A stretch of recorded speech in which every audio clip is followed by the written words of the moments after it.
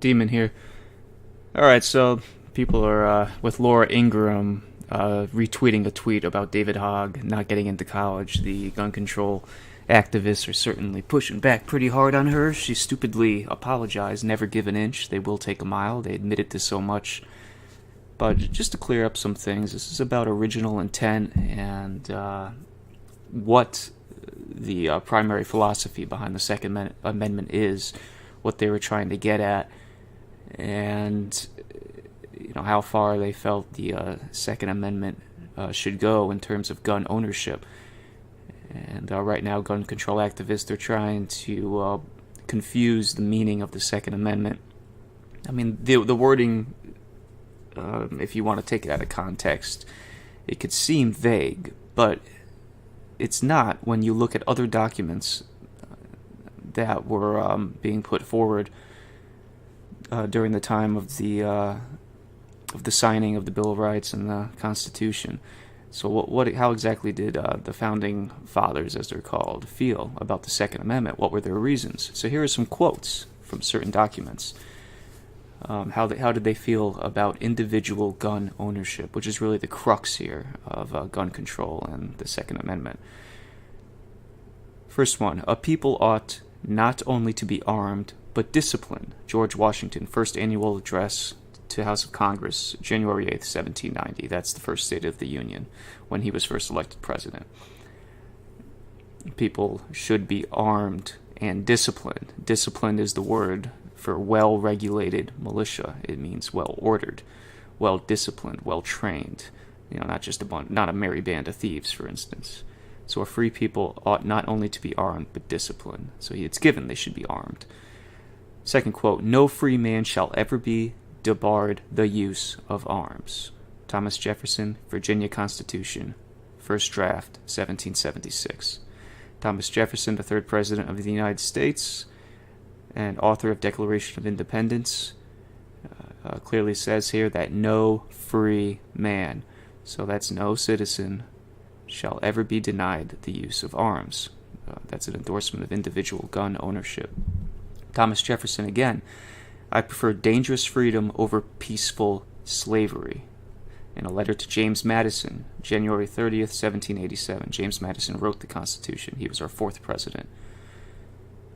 Dangerous freedom over peaceful slavery. The gun control activists were constantly looking for a way to say, hey, guns are dangerous, and people that get guns, they're too dangerous because they can kill people, and for safety's sake, we want to infringe on the Second Amendment. Well, I prefer dangerous freedom over peaceful slavery. Now, statistics show that gun ownership, areas with high gun ownership and high amount of concealed carry permits, violent crime actually drops, including gun crime.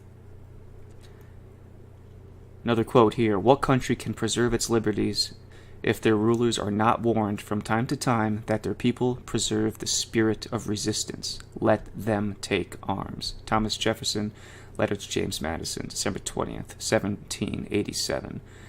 So this is another reason for the Second Amendment. If the government ever thinks of becoming tyrannical or oppressing its own citizens, they have the right to resist with arms.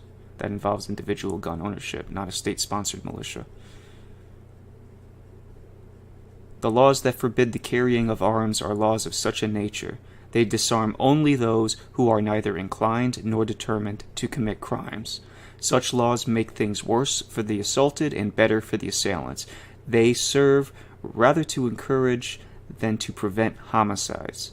For an unarmed man may be attacked with greater confidence than an armed man. Thomas Jefferson, Commonplace Book, quoting 18th century criminologist Caesar Becerra, 1774 to 1776.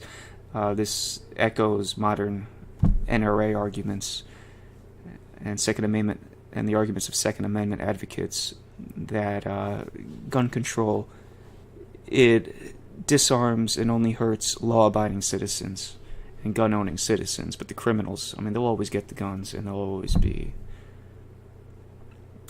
free to attack an unarmed, law-abiding citizen.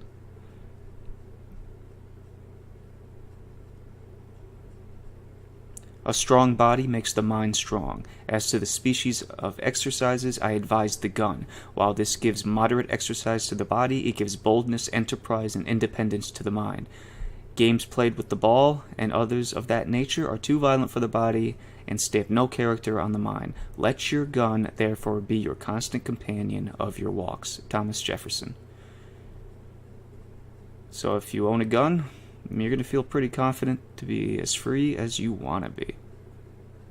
The Constitution of most of our states and that of the United States assert that all power is inherent in the people, that they may exercise it by themselves, that it is their right and duty to be at all times armed.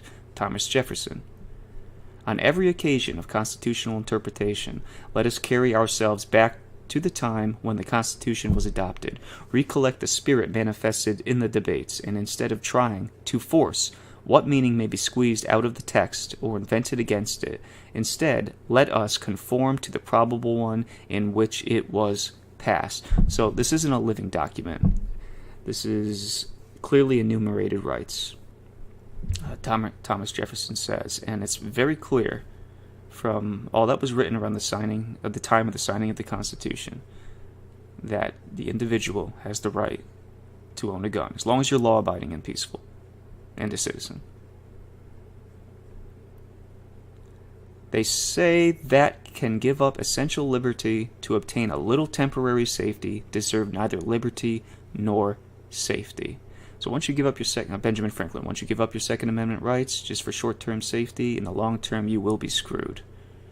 To disarm the people is the most effectual way to enslave them. George Mason.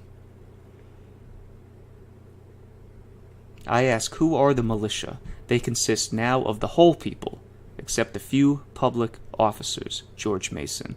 So a few public officers, that's the state. Just a few of them.